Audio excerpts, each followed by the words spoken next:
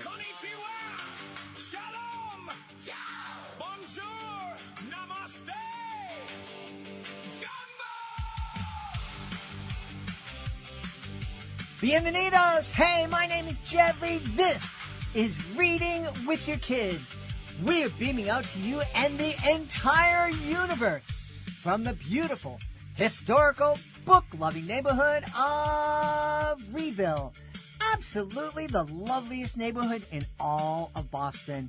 You know, here at Reading with Your Kids, we travel the globe through the power of books, meeting wonderful authors and discovering stories that bring people together no matter where they live. Please help us grow our mission to help all families grow closer through reading by telling all of your family and friends about the show and letting them know that they can hear us on the WREB AM/FM 24/7 radio network. And they can find us on the iHeartRadio app, on Spotify, Apple Podcasts, Good Pods, Podcast Addict, CastBox, YouTube, Audible, Player FM, Amazon Music. Wherever you find your favorite shows, you can find Reading with Your Kids. Wonderful show for you today. Guests coming back to celebrate their new work. First up, Kathy McMillan is here to celebrate Sign the Seasons. Great picture book introducing kids to sign language. Later in the show, Ashley Mosley and Michael Windowspeck return to the show to celebrate their new picture book, This Birdie Told Me. Hey, this is a message for all the authors that are listening. You know, you worked hard on your book. You spent months, maybe years, writing, revising, dreaming, and believing. You created characters, solved problems, overcame doubts, and brought a story into the world that only you could tell. Now it's time to help readers discover it. The Reading with Your Kids Certified Great Read program was created to celebrate outstanding children's books and to help authors reach more families. When a book earns our seal of approval, we don't stop with an award certificate. We review the book, feature it on the podcast, share it across social media, and help introduce it to parents, teachers, librarians, and caregivers who are looking for great books to share with kids. Because your story matters. And the families who need your story deserve a chance to find it. Please visit readingwithyourkids.com and click the Authors Click Here button at the top of the page to learn more. That's readingwithyourkids.com. Let your book find the readers it was written for. Join us right now from the beautiful city of Baltimore in Maryland. Our guest is returning to Reading with Your Kids to celebrate her new picture book. Is called Sign the Seasons. Please welcome back to the show, Kathy McMillan. Kathy, how are you? Hi, I'm great. It's great to be here. Great to have you back on Sign the Seasons. We are teaching kids how to talk about the seasons in American Sign Language. Correct. It's actually 4 books in the series, and the first book, which is Sign the Seasons Fall, comes out in August, and the Sign the Seasons Winter comes out in November, and then spring and summer are coming out early in 2027. Very, very cool. And this is our friends over at Familius Publishing have put this series together. Correct. And I am very excited to be publishing another series with Familius Press. I previously published the Little Hand Signing series with them, which is another board book series about American Sign Language. And this is a new direction, and it's something I think that will appeal to kids even older than usual board book age because of the topic. Yeah. Tell me, why is spreading the word about signing so important to you and also to the folks that I know you can't speak for Familius, but you probably have an idea. I have a pretty good idea.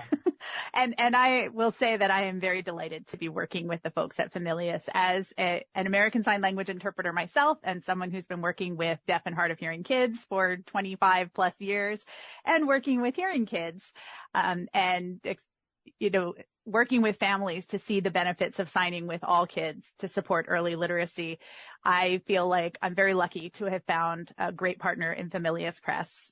When my first series, the Little Hand Signing series, came out, I was really worried about working with a mainstream publisher because they don't necessarily have the expertise on this topic. And Familius has been fantastic.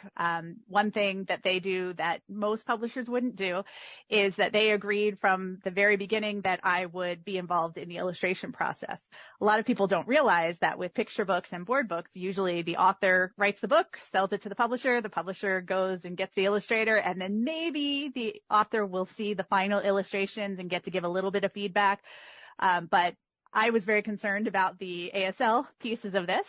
And so in my contract, it basically says I get to see every iteration of the illustrations from the draft stage and throughout. And also we have an ASL and deaf culture advisor who works on each book. That's in the contract too. We have also, since the second book in the Little Hand Signing series, we've also been working with an early childhood education advisor who is herself a Coda, child of deaf parents. So American Sign Language is her first language, and she has extensive experience working with young children, deaf, hard of hearing, and hearing. So she brings that early education piece to this. And we have an ASL deaf culture advisor on each book in the Sign the Season series, and our early childhood education advisor is weighing in on multiple drafts of each one as well. So we want to make sure we get everything just right, and we are explaining things in a way that is clear and direct and also complete, and not reinforcing misconceptions about American Sign Language and deaf culture. Yeah. So again, what is it that's driving this passion in you? Oh, well, I'm a librarian by training. That's actually how I first became interested in American Sign Language. I was a children's librarian in a public library here in Maryland, and there was a deaf kindergarten teacher who used to come in all the time. So I started taking American Sign Language to communicate better with her, and fell down the rabbit hole, became a nationally certified interpreter, worked for several years at the Maryland School for the Deaf as a librarian, worked as a counselor and director at a deaf camp, which this is year 26 of working at camp. And, I've always had a passion for working with deaf and hard of hearing kids, but also for sharing the joy of American Sign Language with hearing kids. My own kiddo, who is just turned 21, I signed with him literally from the moment he was born, and I really saw the benefits. He's hearing, but I'd say he's an intermediate signer now. He went to ASL camp for many years, and he was actually a counselor when he was 18. So he did well enough to do that. But I saw firsthand the many benefits of signing with your child, regardless of whether they are deaf or hearing or hard of hearing, because there were so many times when signing gave us a shared language and a way to communicate. So young children can sign as early as 3 or 4 months old, long before they can speak. And then even after they can speak, there's still so many benefits. For a 2 or 3 year old, they often have difficulty communicating when they're emotional or upset, having a tantrum. And so signing can help diffuse that. A lot of the reasons they get upset is because they're trying to communicate and they don't have the ability to do that in words. So giving them another tool like signing can shortcut some of that.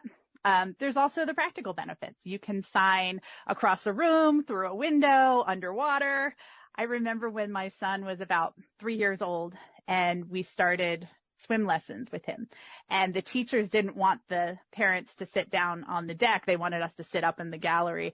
And my son did not like that until he realized he could just sign to me the whole time. Mm-hmm. So. Mm-hmm. Yeah. It's funny that being able to sign, have that language. I know when my beautiful wife worked with kids who were deaf, and so she had a pretty good grasp on signing, and I had a little bit, and she taught me some more.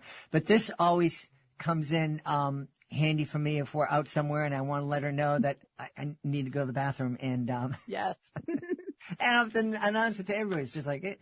But talk a little bit more about the advantages that you see typical kids who are hearing, can get out of learning how to sign.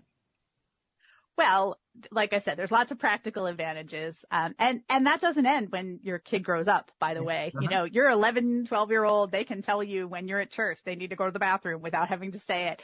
Or at my son's high school graduation, we went out to dinner and he and I were sitting kind of catty corner from each other. And my aunt and my mother-in-law were having a conversation across the table across from each of us. And my son wanted to tell me something, so he just signed it so he didn't have to interrupt.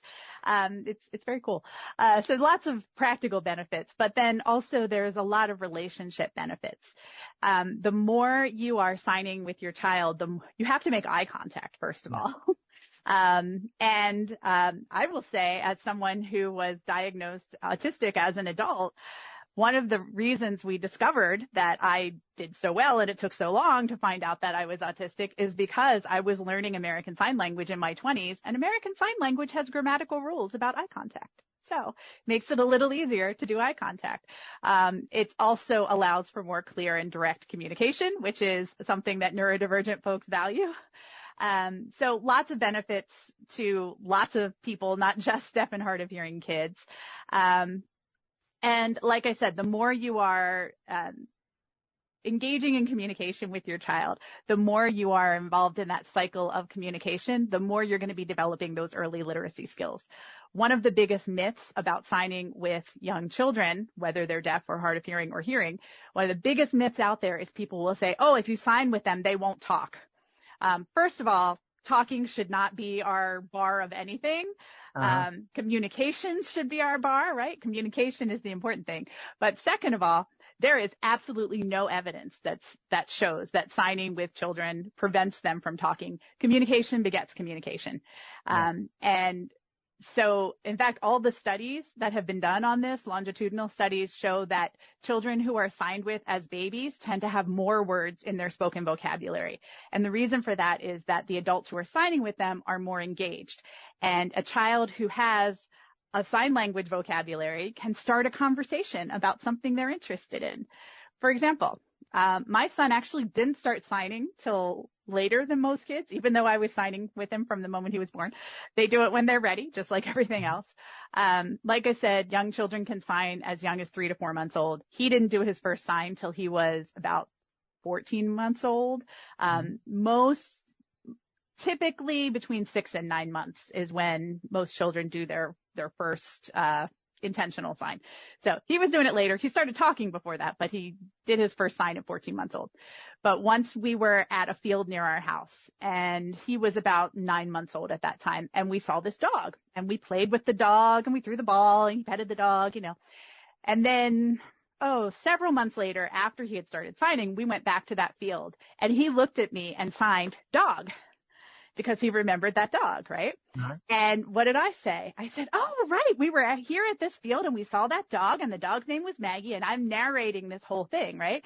And that is the cycle of interaction. So now he's getting more spoken language, and he's getting more words in his spoken vocabulary that engages to him. So we have this text to self connection where he's able to connect this narrative to his experience.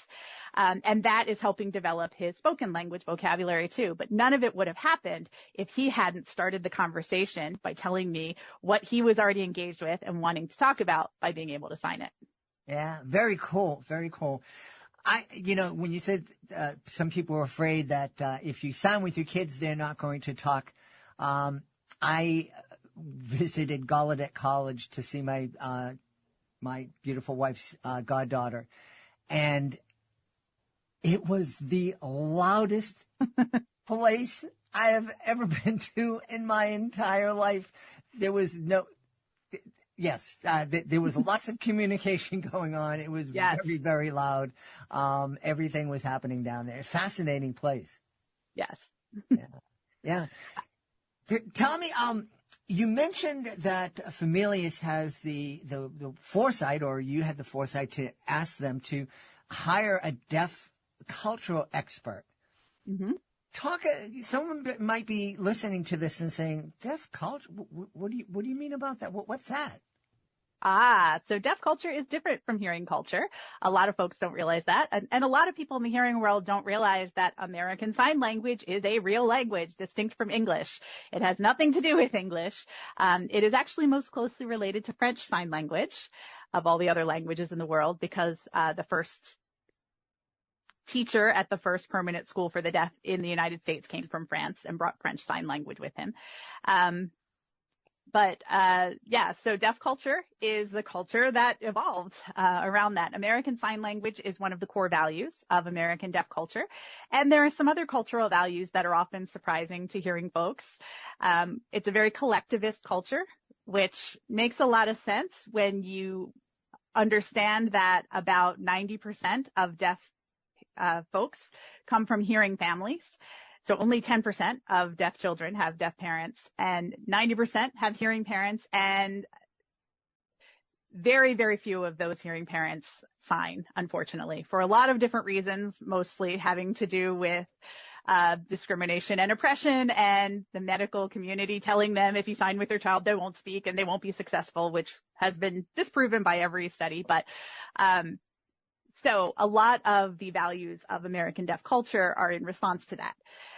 American Sign Language as an accessible language is one of the core values. Collectivism, because if you can't communicate with your family, you're going to turn to your community, of course. The value of deaf art, deaf storytelling, sports and athletics have been a big part of deaf culture and the deaf community since the beginning. So those kind of values, and clear and direct communication, accessible communication, obviously is always going to be at the top of that list. So when we talk about deaf culture, it's the understanding of that. And here I am as a hearing person who, yes, has been involved in the deaf community for 25 to 30 years now. And I'm fluent in American Sign Language, but, you know, I grew up in a hearing family and I come from the hearing world. So I'm not going to be able to catch every little thing that someone who grew up in the deaf world would. So that's why we have an ASL deaf culture advisor who is going to be looking at the illustrations. And in the story, you know, we have a story and then there'll be a picture of the sign, a depiction of the sign, and a description of how to do the sign. So we want to make sure that that's as clear as it can be and as accurate as it can be. Just like any other language, there are some variations within the language, and some, it's funny, some you don't discover until you go to write a book about it and have multiple people look at it. So for example, the sign for fall has some different variations, which I didn't know until it came up in the discussion of this book. I had always signed it with my fingers together and brushing on the opposite elbow, and one of my advisors said, oh, I always sign it with my fingers open. And so then I had to poll a bunch of different people. And it turns out some people do it with their fingers together. Some people do it with their fingers open. So we had to kind of make decisions about, you know, how are we going to depict this in a way that is going to be something that everybody can enjoy and look at and say, oh, okay, this is how we do this. I had no idea that people who use ASL have accents. Absolutely. Oh, yes. Southern signers tend to sign more slowly than northern signers, for example. And then there are some signs that are different in different areas. For example, the sign birthday is a common one. If you look it up in an online dictionary, you'll often see a sign that kind of shows presenting the baby combined with the sign for day. And in the mid-Atlantic where I live, we often sign birthday, which uses your middle finger kind of pokes out of your palm and touches your chin and then touches down to your chest. But that's a regional sign. And what about up here in Boston? Do people using ASL, do they pronounce smart? And do they use an R? Well, there aren't any. There's no not spoken pronunciation like that. But yeah, I know that in New York and Boston, in the New England, it tends to be a faster signing pace compared to the South. But I'm not actually familiar with any like Bostonisms like that. I'm sure there are some, but I don't know any off the top of my head. Well, you know, I think it's, I have a very, very small vocabulary, probably less than 20 signs, but the signs that I had have come in incredibly useful, and they're just hello, how are you, thank you. Mm-hmm. I don't know if I told you last time you were here, Kathy, I was at a school in rural Pennsylvania, and there was a group of kids came in, and it's before the show, and I'm shaking hands with them, and I noticed a girl on the end. There was an interpreter, and so I went down to see her. I shook her hand, and then I said, "You have a beautiful smile," and she just lit up, and she was so engaged and so happy. I selected her to come up and do the levitation illusion at the end of my show. And of course, all the teachers and the interpreter were like, no, she can't do that. And she did. She did great. Of course she did. Yeah. And the neat thing was, on their own, without any prompting from anybody, when she came down and stood up to take her bow, the kids applauded using the ASL, again, by themselves, no prompting at all, just total respect, and talk about feeling seen. I mean, that was amazing. Yeah. I mean, it's all about communication. That's what it comes down to. And, you know, I think sometimes when hearing folks see a book like the Sign the Season series, they think, oh, that's for deaf people. But it's not, it's for everybody. And that's the whole point of these books is, you know, I wanted to design books that are something that teachers are going to be using. So it's actually built around different concepts for each season, like trees, squirrels, you know, vocabulary words that you're going to be using in these seasons that you can then supplement by using American Sign Language with.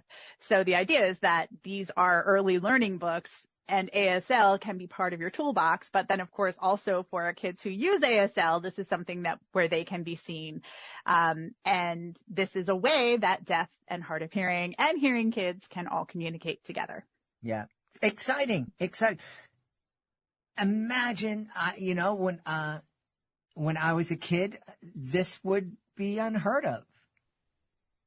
You know, and granted, I'm a lot older than most people who are alive. But even still, you know, the Americans with Disability Act was just passed in 1990, I think it was. Yep, 1990. We still have a long way to go, but we're making some progress, helping people who have different abilities feel part of our community. Yeah. And I have to say, you know, I've sung Familius's praises already, but I will say that when I had the idea for this series, I was initially reluctant to send it to them because they are doing my Little Hand Signing series. And I thought a lot of publishers would say, oh, we already have our sign language books. And I sent it to them just to see, and they immediately were like, of course we want to do this. And of course we want to do the ASL, and immediately saw the vision for it and saw how important it is. So I'm very, very, very lucky to have found a great publishing partner in Familius. Excellent. We'll tip our hat to our friend Christopher Robin and the team at Familius. They were such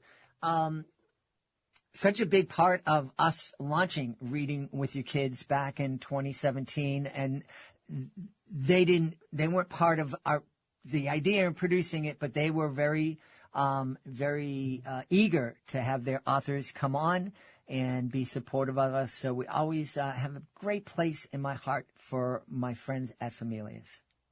Yeah, they really are focused on families and literacy and helping families connect through books. Yeah. So are you envisioning any other kind of series with ASL? Oh, gosh. Well, we still have at least one more book in the Little Hand Signing series that's in the pipeline. Uh-huh. Maybe more. They initially bought the first 4 manuscripts, but more may be coming on that. And then I've got some other ideas, some similar to the Sign the Seasons, where it would be different books that focus on different concepts, early childhood kind of concepts. And then I've got another one that I'm kind of noodling over, which is about they're books for older kids that uh-huh. would be stories that involve series of signs in different categories. Like one of them is, you know, how to be a friend and the different signs related to what makes someone a friend and so forth. So they would be for picture books for a little bit older kids, but things that could be used in the classroom.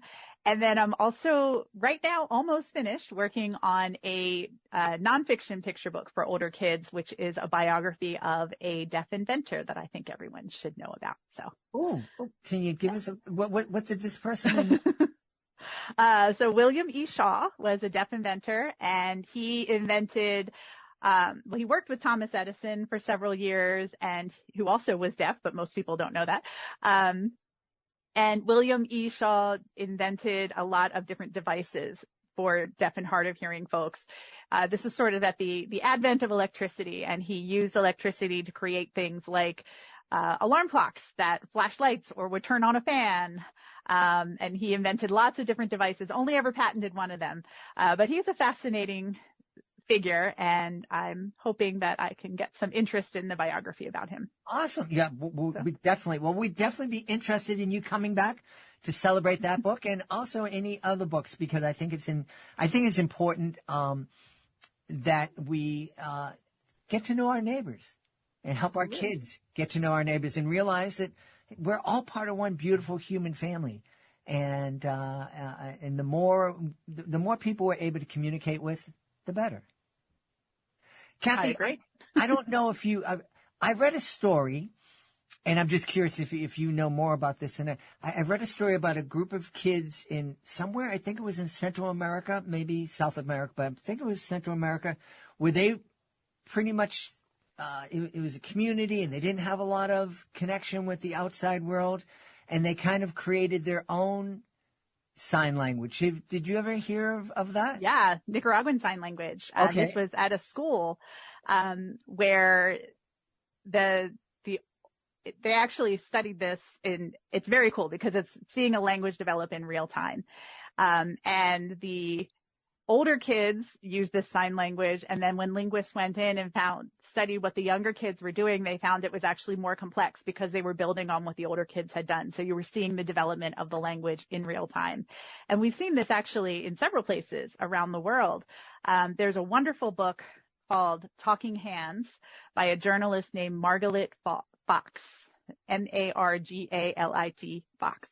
And she follows a team of deaf linguists who go to Israel, to a Bedouin settlement there where there is a new language emerging, a new sign language emerging.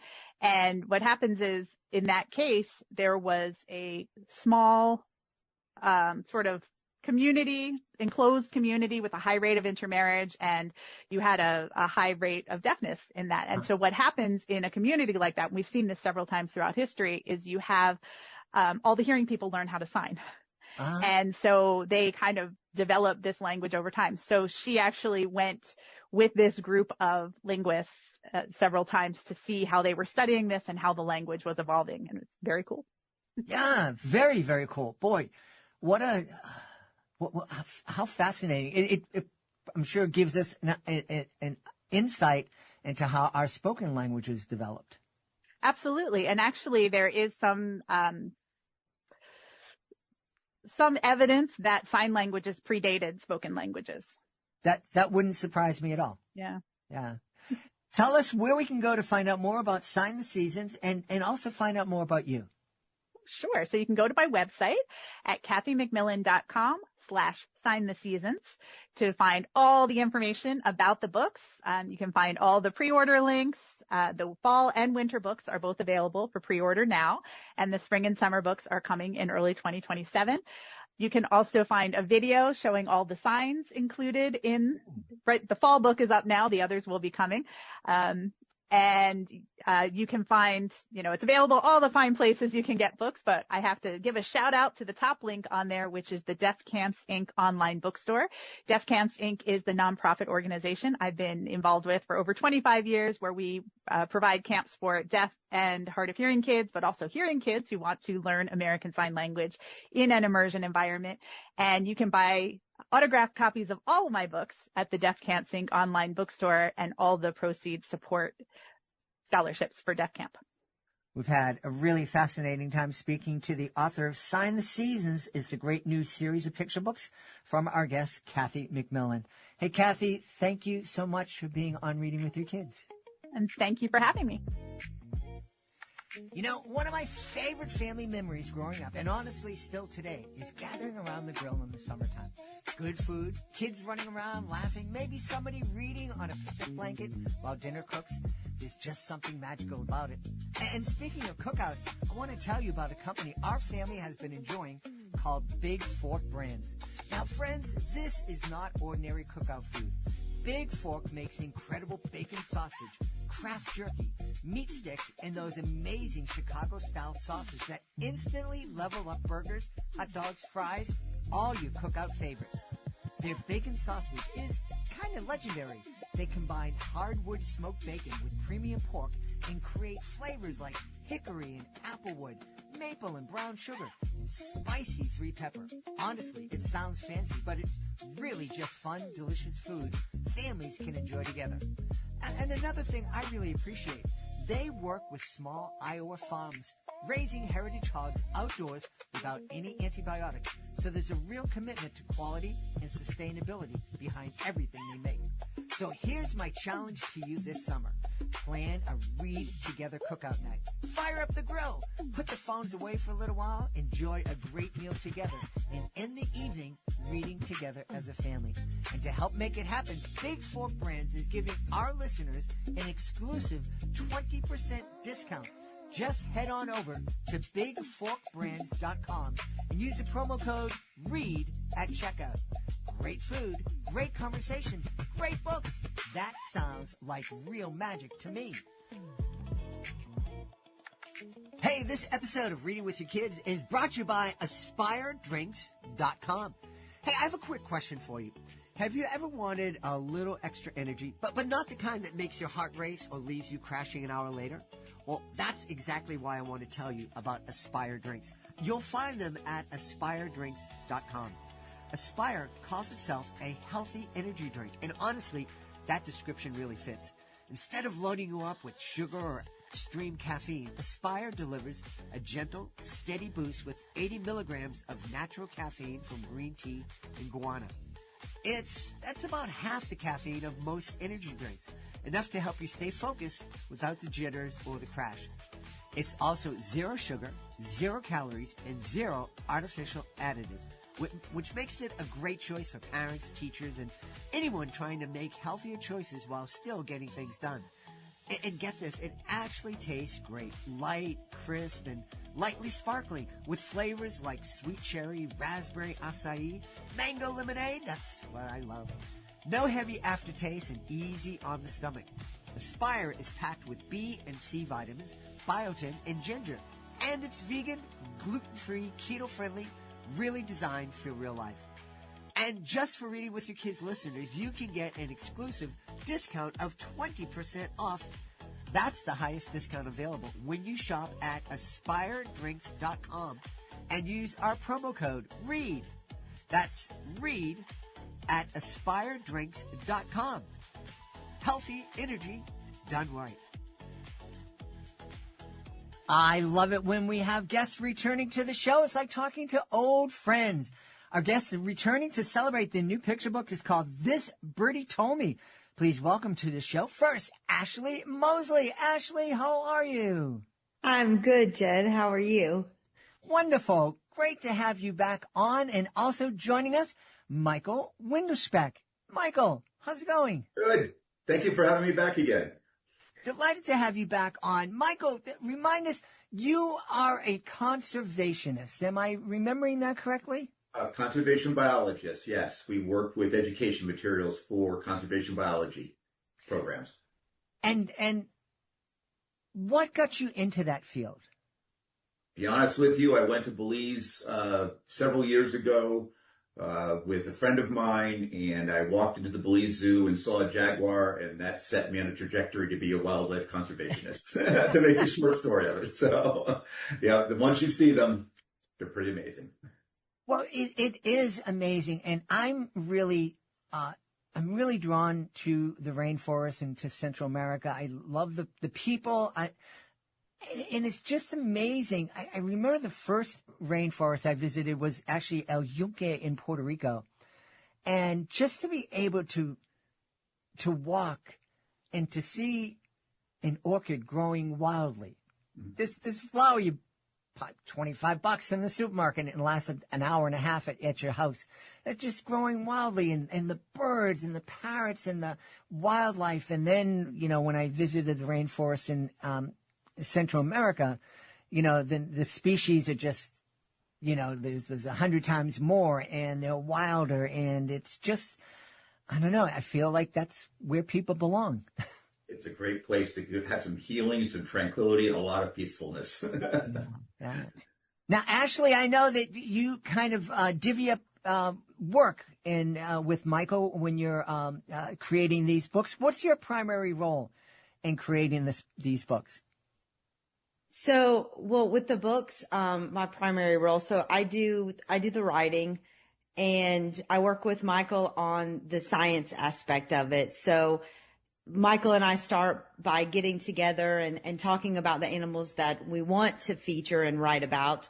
And then I kind of pull some material together, bring it back to Michael. He fact checks the science of it and kind of guides me along that. And then I come back and put it together and all that good stuff. So Now, I'm curious. I won't tell anybody, Ashley, but have you ever had the situation where you do some research and then you bring it to Michael and he turns to you and says, ChatGPT was hallucinating when it gave you this information?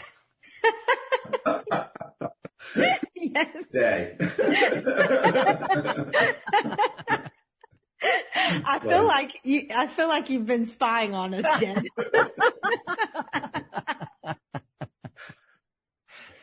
So, Michael, tell us what this birdie told me is all about. Well, the book itself is about a scarlet macaw named Ranger, okay, at the Belize Zoo, one of the ambassadors for their species there, and our interactions with him have always been pretty amazing. So when Ashley was talking about new topics, I kind of floated the idea of the scarlet macaw to her. They're nearly threatened. They're definitely endangered. And then Ashley took it and created this beautiful story, which she can tell you a lot about. I just gave her an idea. That's all. Awesome. So let's hear the story, Ashley. So, way to throw that all on me, Michael.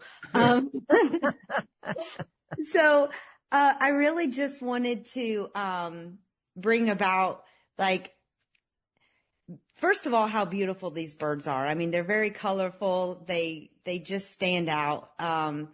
And then bring in the whole endangered kind of thing and how, deforestation is really having a massive impact on these birds, and they're being pushed out. You know, the rainforest is getting smaller and smaller, and this is their home. Mm-hmm. So, just really focusing on how we can protect them, and that comes down to really protecting their habitat. Mm-hmm. Mm-hmm. Yeah. They're beautiful, absolutely beautiful birds. And,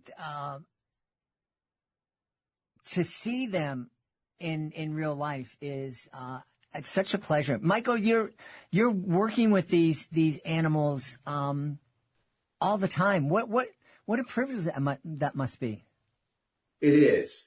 And one of the things that's really been amazing for me is really the fact that not only have I had a chance to work with them, but now I've found a way through Ashley and through her storytelling, about this macaw who basically starts to lose his identity because he's not in the forest anymore, and meets some really great characters, beautiful illustrations again, and a story about really, hope and what a macaw is. And so that's something I always want to be able to do. And then, you want to give it to Ashley and have her do that. I traditionally teach high school, college level students all the time, and be able to work with the real little kids through Ashley has just been amazing, and bring the story of these gorgeous, intelligent birds. Mm-hmm. Mm-hmm. Yeah. What was your thought when you started getting to know the macaw, Ashley? Well, at first, they were like, they remind me a lot of, well, let me back up and say that, the bright colors and all of that, like, I was really like, I went to Michael and I was like, we should write about toucans. And he was like, well, actually, they're not really endangered. And so he was like, what about the macaws? Like, I think what you're loving about the toucans is how colorful they are. And the macaws are colorful like that. And a lot of the cool things that I've learned about macaws through the process that I really, really love is they mate for life. And I just I'm always fascinated with animals that do mate for life. And so that was one of my most favorite things about the macaws.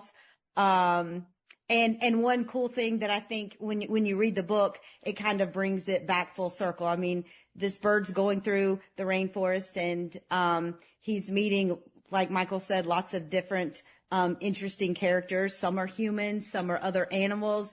And throughout the whole book, the bird's like looking at like, this character and that character and picking out what similarities they have. And the bird's like, well, I must be this because we both have these really big noses. Like when it meets the tapir, it's like, oh, we're the same because they have these giant noses and I have a giant nose. And there's another macaw that goes along with Ranger through the whole book. And that macaw is consistently, bringing Ranger back to, no, you are not like them. You're a macaw. That's not a nose. It's a beak.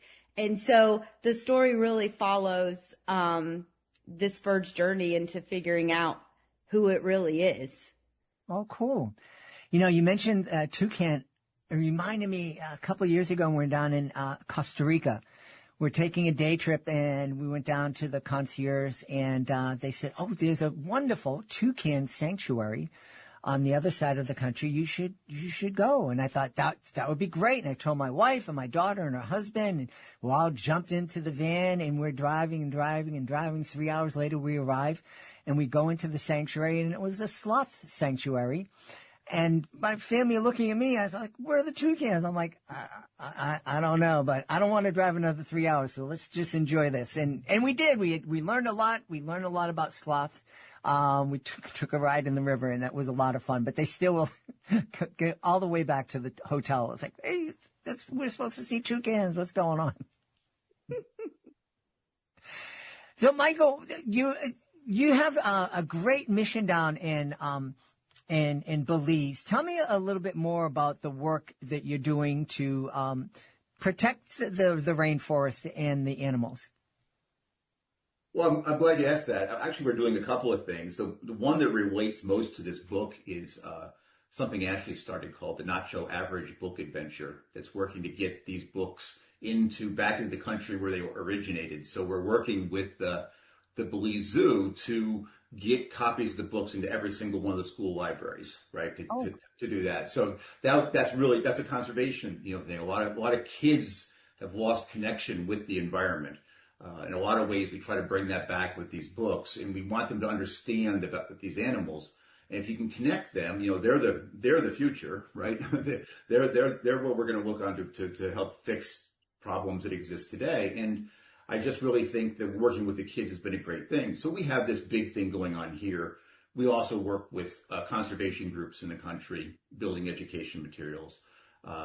We've worked building jaguar habitats and things like that. So we have lots of different things, but from the aspect of the book, just having Ashley, present this in a way that these children understand. And we've had her books read in Belize already, and the students are just hugely responsive to this. Many of the tapir is the national animal of Belize. The macaw is one of their signature birds in the country. Okay. And, some of these kids have never seen one. Mm-hmm. So we can hopefully get them interested to go see one in their own country. Yeah. Yeah. And across the United States and every place else too. Sure. Yeah. Yeah. Ashley, have you traveled to Belize? I have not. That is actually, it's funny you mentioned that because Michael and I were just talking about, making plans for that this morning. We've been trying to do this for the last few years, and it just hasn't aligned with my schedule in general, but that is definitely on my priority list, mostly because, these books, all three of them, especially the tapir book, which I know we talked about in an earlier podcast. Mm-hmm. But that book was actually used for World Tapir Day. Their education director from the zoo, Noelle, she took it out and brought it into schools and used it as the resource to teach the kids about tapirs. And that's the plan. Like we just shipped, 10 sets of books. So we have 3 books in this series. And so each book was, each book made up a set. So we sent 10 sets down, and we're getting ready to start letting them use This Birdie Told Me in their conservation efforts as well. But the Tapir book specifically has had a massive impact. And so I'm really excited to be traveling down there, hopefully in the next few months, to kind of jump in with Noelle and kind of tag along with her as she takes these from school to school. Yeah, that would be awfully exciting. Michael, tell everybody, please, a little bit more about the nation of Belize. I think there might be a lot of people who aren't aware of where it is and much about the country at all. Sure. It is a small, very small country. It used to be called British Honduras. It's bordered by basically Mexico and Guatemala. If you're familiar with places like Cozumel or something, due south along that coast. And it's just to the west of Cuba. It's not an island, though. It's a small country. Mm-hmm. It is an English-speaking country, okay, which makes it very easy to travel back and forth. Everybody in the country speaks English, okay, and the monetary system is actually tied to the U.S. dollar, so it's very easy to move like student groups like we do. Most importantly, what I want people to realize about Belize is just the love that the people of Belize have for their wildlife, you know, mm-hmm. and for the diversity of life around them. Belize has more acreage as a percent of its country, okay, in wildlife preserves than almost any other country on the planet. So it's just this, you know, they're deeply affected by this. And it's that love which we have experienced of the land being there and now being able to bring it to the next generation of students through. Yeah. I imagine, Ashley, one of the conversations we can have with our kids as we're reading This Birdie Told Me is just that kind of conflict that's ongoing of we have to protect our land, our rainforest, our wildlife, but also people are taking down the rainforest because we need jobs and we need farmland and all that kind of stuff. A difficult topic, but I think it's something parents should be addressing with their kids. I do too. And I think this book is a really good start to that. Like, it's a great conversation opener for kids, especially like 4 and 5. Like, it introduces them to the bird. Like, they're so bright and colorful. And I know we keep going back to that, but they really are a beautiful bird. And so it's something that I think once kids see, they'll remember it. And it's just such a great introductory level into the bird overall and just what an impact they have and what an impact we can have, in keeping their habitat thriving. Mm-hmm. Mm-hmm. Yeah. So, Michael, about that, what is it that me here in Boston, my kids in different parts of Massachusetts and Florida, what can we do to kind of help the rainforest in Belize and other parts of the world? Well, I think that obviously becoming aware of, you know, different animals and being curious and learning about them and getting others, like your whole program is designed about reading, you know, it's something we definitely absolutely need to have more of, right? And the more we do it, then the better off we all are. I think that there's always that education aspect. And I think from a conservation level, act local. You know, you look at the animals in Belize and you say, well, there's nothing I can do to help them, but we're all intertwined in this, not only on this planet, but you don't know what products are being taken out of the rainforest, which then end up on our plate. So if you act local, act as a conservationist, you know, there's conservationists in Boston, in Massachusetts, on Cape Cod. Help them, right? The more we help one of them, we're helping the entire movement of showing an importance for wildlife.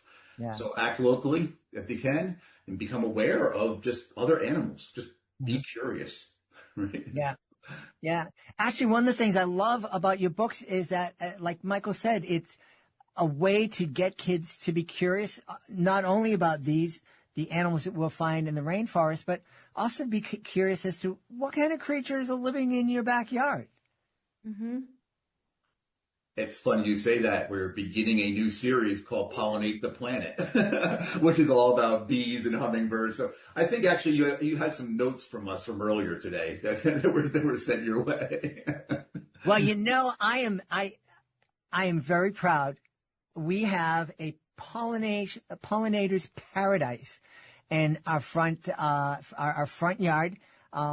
For years, my wife wanted the typical rose garden and all that, and that's kind of cute. But I said, what? Because we actually live next to a wildlife sanctuary.